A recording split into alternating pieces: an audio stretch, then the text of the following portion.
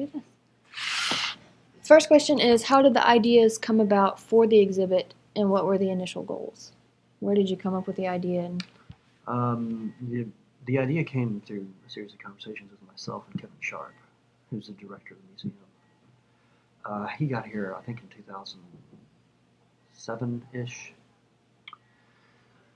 And he had a very extensive career in small museums and residency programs, and often with a more contemporary focus, living artists.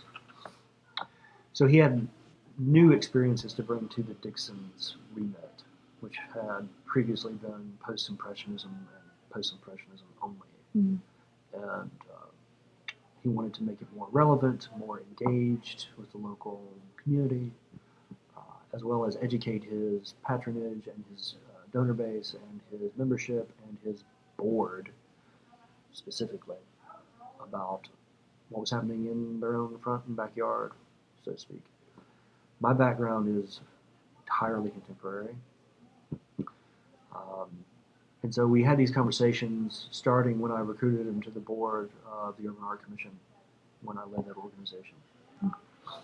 And we, through our conversations and getting to know one another on that organization, we kind of came to respect each other's ideas and shared stories, and we had some things in common, and we had some shared connections that we didn't know, et cetera, et cetera. So we had always thought, we need to do a project, we need to do a project. It was more Kevin's thing. We should do a project, we should do a project, we should do a project. Okay, great. Don't know what on earth that would ever be. So then a few years later, I rolled off the organization from Urban Art and started doing my own thing. He had made introduction and connection with a guy named Jim Meeks, who is an insurance company guy. It's more dynamic than just insurance. I think they call it wealth management now. Is this the Northwestern? This is Northwestern Mutual.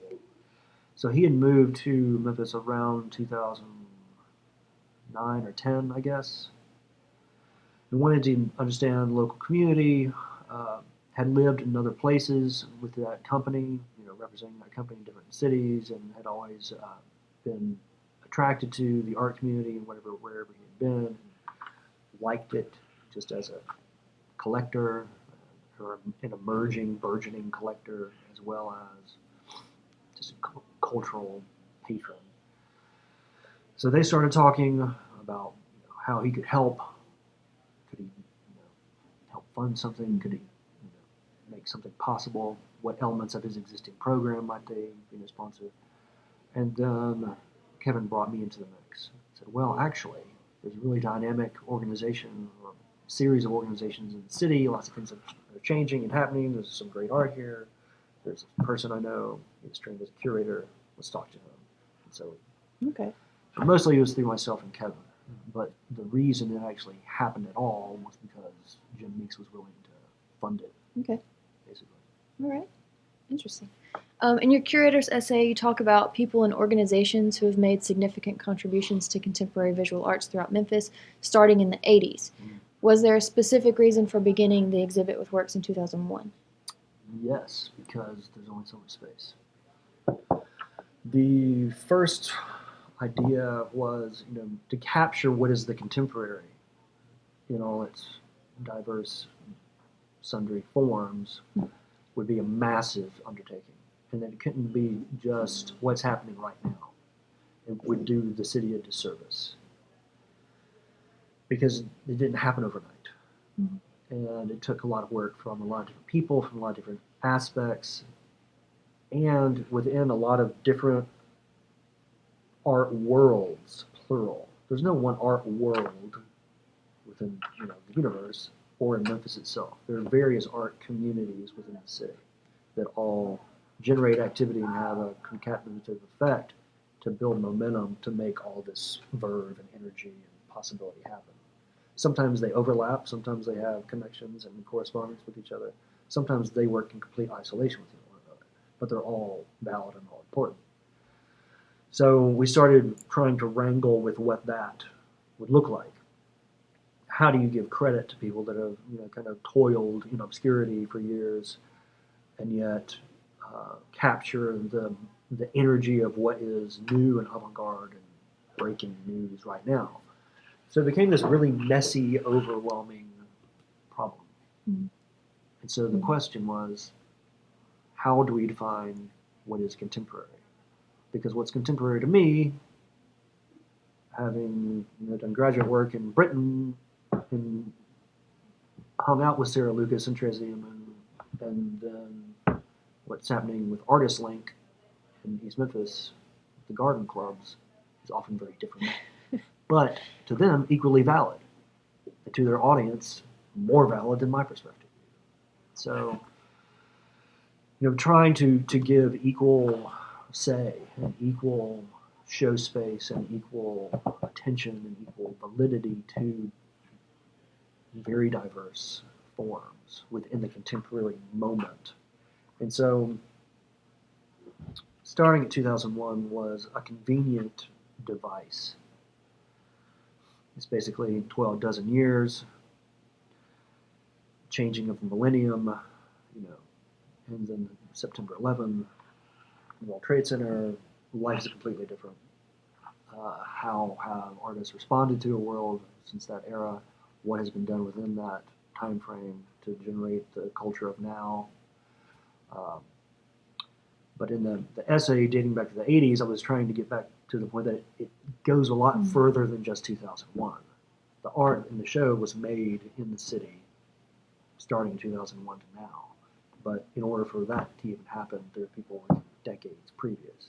And even in the 80s, owed their presence to people in the 60s, right. And on and on and on. So, history is palimpsest. Is precisely. It's unending. It's impossible to encapsulate. And so you do something, you choose a device and an axis point around which to orient it for the sake of cataloging. And that's what it is. Yeah, I think that answers my next question, because you say it's a device to catalog, basically, but why did you choose to arrange the exhibit by year and to include text panels of monthly events within the years? And also you mentioned that the artists tend to be wary of organizations or categorizations and definitions. Is it all of that just part of that choice to go by year in the events? Part of that has to do with the institutional venue. The Dixon is a historical museum. That's how they do things. They like timelines. Okay. Their audiences are fairly traditional in their experience with art. They're used to going to museums with text panels and some kind of, guiding narrative. So how to do that and give people at least an inroad into interpretation? Timeline. That's how we decided to do it. Chronologically was another traditional way of doing things. Could have easily been by subject matter, right. Or content or media or discipline or practice or age.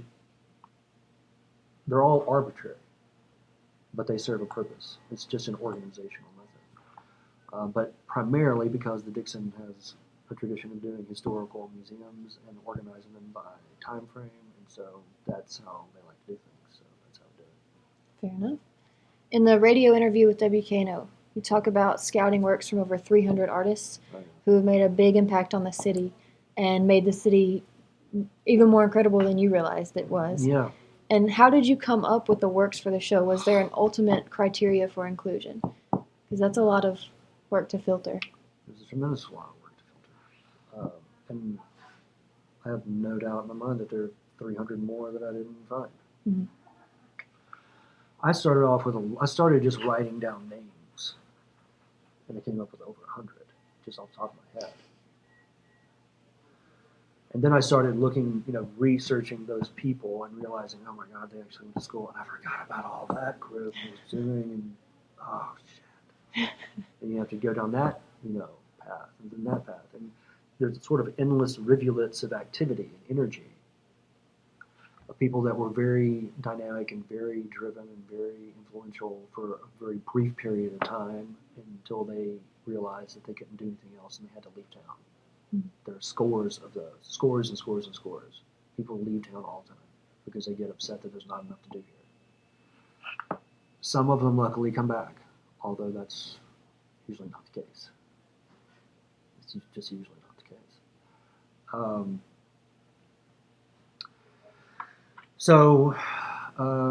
Let's see. The criteria was a moving target. It was partially what we thought was really well made, really well executed, really well thought out. Sometimes all three of those came within one person. Sometimes one person represented one element of those, or two, or different elements altogether. In other cases, there were artists that were very prolific and influential arbiters of the cultural scene.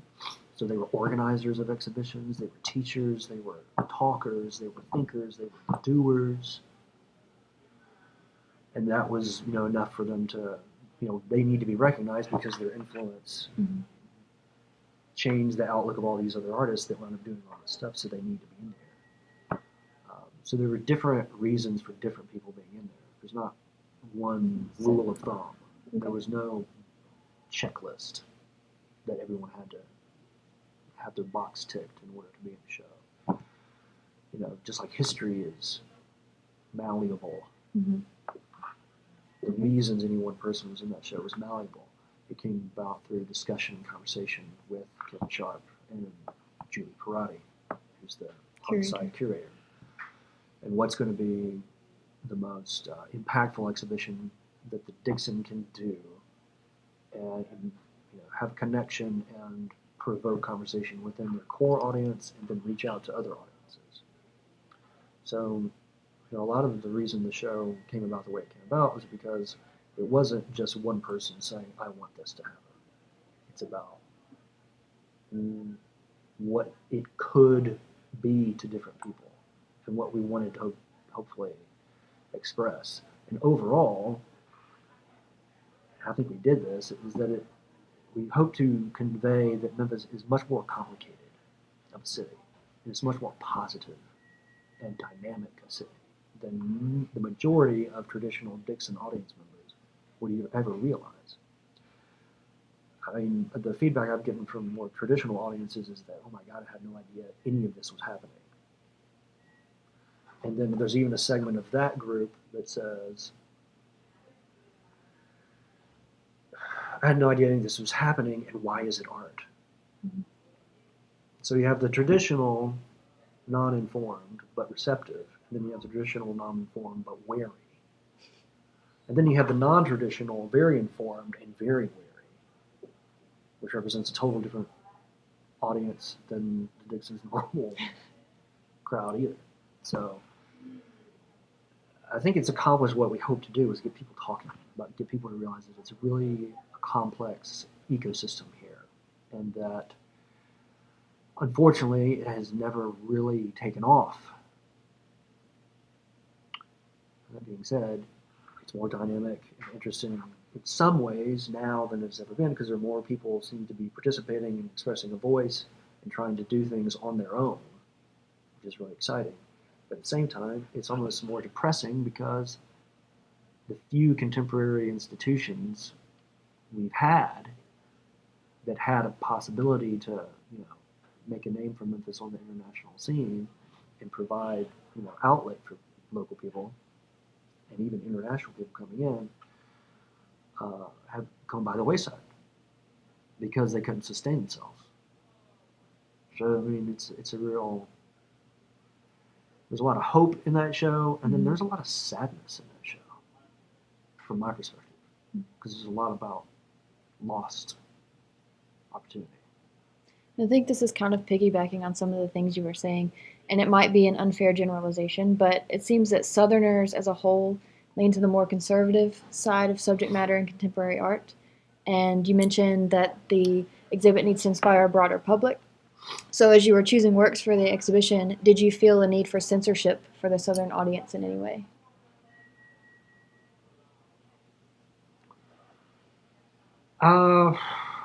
I think that to a certain extent, we weren't ever thinking about terms of Southern audiences. That was never a question. I don't think it ever came up once. I think that in the back of my mind there were certain works which I knew that even though I would include in the long list, I knew in the back of my head they would never pass muster, or they'd never be. They were too avant-garde, Mm-hmm. even for the remit of the exhibition. You know, sometimes it's like learning a new language. You don't start speaking fluently right off the bat. You have to learn vocabulary and syntax and sentence structure, and then colloquialisms, and then cadence, and then intonation, and then accent, etc., etc., etc.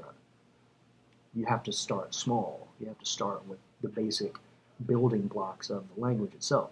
So if you think about the exhibition having a sort of exhibitionary language, we're talking about basic building blocks of contemporary practice.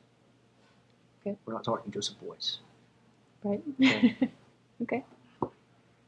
Because we want to make converts. We don't want to scare people out of their pants the first time out. We want them to come back and try more and develop a palate for it, so that they're like, oh, I actually do like spinach. Wow, fantastic. Okay. I think I'll try something else. So hopefully, in future, when other curators come back around in a couple of years or however long it is, and they approach similar audiences, then they'll be able to up the ante, show them even more daring, risk-taking work. But you gotta lay the foundation first.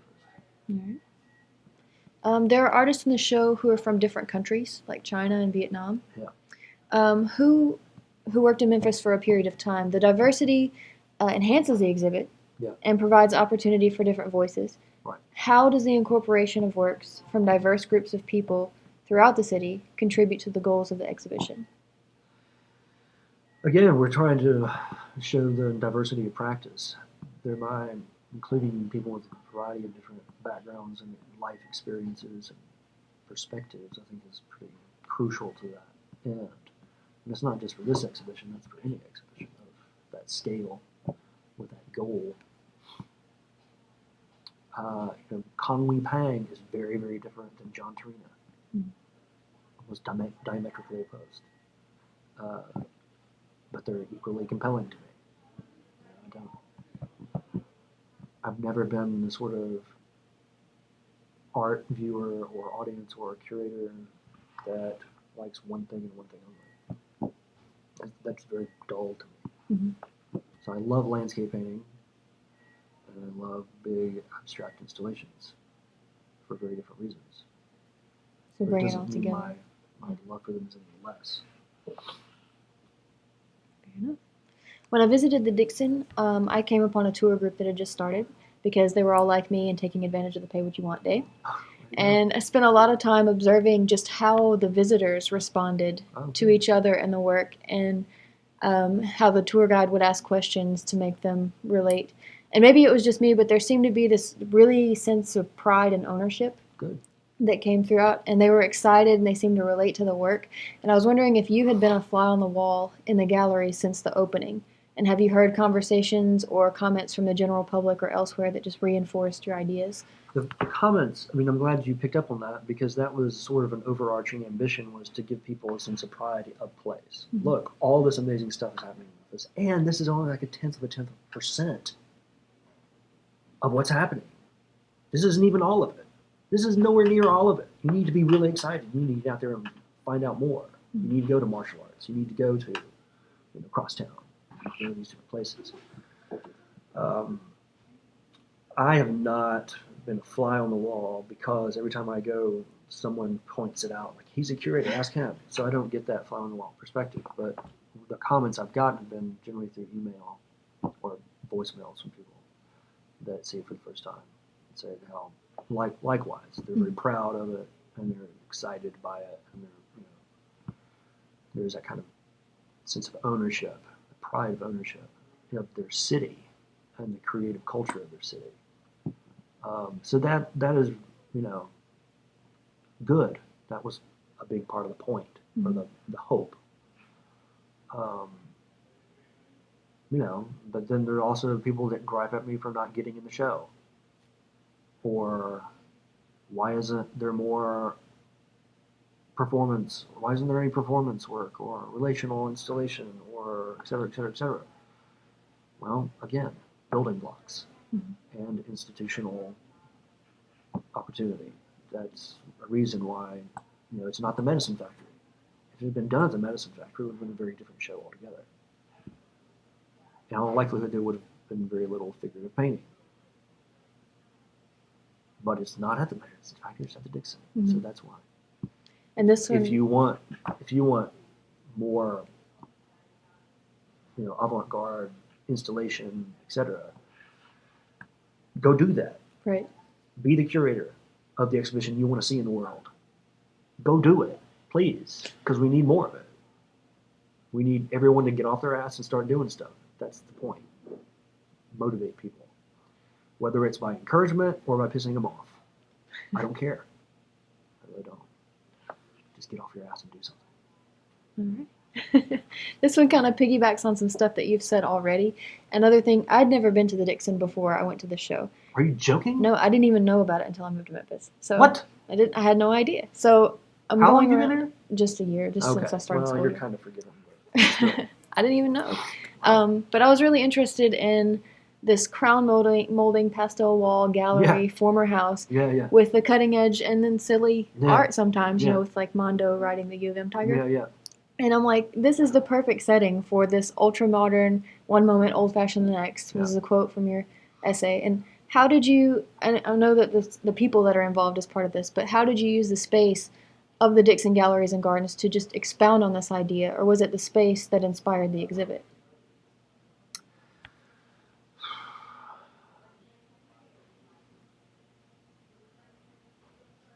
I don't know that it can be put in kind of chicken or egg terms, because you think about, in your head and the abstract art that's been made, and then the reality of the space you have. So it's not only the physical architecture of the space, but also the institutional remit and ambition and possibilities. So yes, of course the space had something to do with it. We had a lot of ideas for large-scale sculptures, installations, as well as video, but at a certain point we entertained the possibility of having off-site satellite installations throughout the city, until budget reality was like, no, that's not going to happen. There's no way. This is not going to happen. So, you can't. Curating an exhibition is not an intellectual exercise alone. Curators have to deal with real-world nuts and bolts logistics. You have to deal with budgets. You have to deal with institutional visions and practices and regulations and possibilities. You have to deal with the architecture of a physical space. They're not going to reconfigure the walls. They're just not. They're not going to. I was going to say they're not going to strip the crown molding, but in one case they actually did strip the crown molding. Really? For Lester Merriweather. So there's only so much you can do. And it would have been great to have an satellite series of video installations, but it just didn't work. Building blocks. It'll get there. You got to start somewhere. But I hope that's the overall point, is that the overall point that I hope people walk away with is, wow, damn, I had no idea there was so much happening in Memphis. What else is possible? If people wonder what else, then it's a success. But it's not even only a success. It's not really. It's kind of like, heartwarming that they think, okay, something else might be possible. What's a real market success if people get off their ass and do something about it. I'm sorry to be vulgar. It's okay. But it makes me mad that, and I think it's a reason why Memphis has been stultified for so long, and that all these stops and starts and lots of energy and passion and then kaput, because the people with energy and passion and ideas get completely burned out and frustrated that there aren't any resources, or they don't know how to make the connections to make resources available, or they just get fed up with the sort of inferiority complex of the city in general, or the sort of myopic vision of what art should be, et cetera, and then they go someplace else. Or they sit around and they bitch about it at the P&H, and they don't do anything about it. They hang out after the openings, they get drunk, and they let all these brilliant ideas pass away into the ether because they're hungover the next day. And all your brilliance is bullshit. Unless you do something about it. Yeah. So hopefully, some people will actually get pissed off enough or inspired enough to do something about it. But that remains to be seen. Kudos to Dwayne Butcher for trying to do something about it already. I'm kind of surprised it happened that fast. What is this? What are you referring to? Dwayne Butcher did a show over spring break, I think on Friday, trying to extend the conversation of the President's Show, Okay. with other people that weren't included. So, and hopefully there'll be many more. Yeah. Okay. I'm a former high school art teacher. I don't know if you knew that. I didn't know that. And so I was really excited to see the companion show. Oh, good. And it might not get as much recognition as the main event, but I think it's still fantastic. Thanks. Good. So do I. And I mean, just it's a hallway full of student schoolwork, and the decision to incorporate students seems like such a natural inclusion. But a lot of people overlook it. So how did this decision come about, and can you tell a little about the curating process for choosing these emerging artists? Let's see. Well, in keeping with the sort of ambition to demonstrate that this is a trajectory, and that all this doesn't happen in a vacuum, I'm trying to point to the future, and that, look, all this work happens from people that teach people how to make work and how to think about work, fundamentals to concepts, et cetera, what's going on within the local school systems. We could have easily have done just university students, but oddly enough, university students have a fairly stable matrix of exhibition possibilities. They've all got a BFA show, they've all got an MFA show, and there are numerous other shows throughout the year that feature university students. There's like one show that features local high school students. It's like a jury thing. It's like Scholastic, happens at the Brooks. But we wanted it to be a curated piece. And that's something I should mention, because people keep, in general, this was a curated project. It wasn't a jury project. It wasn't open to all comers. It was a curated piece. Some people say it's a jury project. It was not actually jury. It's not the same thing. So we started looking at high schools. I contacted the director of the MCS and the Shelby County systems, and identified schools within those two systems, and then also learned from them who some of the better private school programs were, and contacted private school programs, and then started going to those teachers and asking for their recommendations. Who are some of the students that are doing interesting things? And just started looking. And there were probably over 100 students that I looked at as well, but ultimately found that the ones from those schools were doing what I felt to be the most compelling work, whether it be compelling because they have this really great line quality, or shadow technique, or mastery of watercolor, or this bizarre photo series of recycled paper plate fashion wear. What is that? I don't know, but it's really cool. So let's try that. That's basically it. It was done in conjunction at the same time that the larger show was happening. So,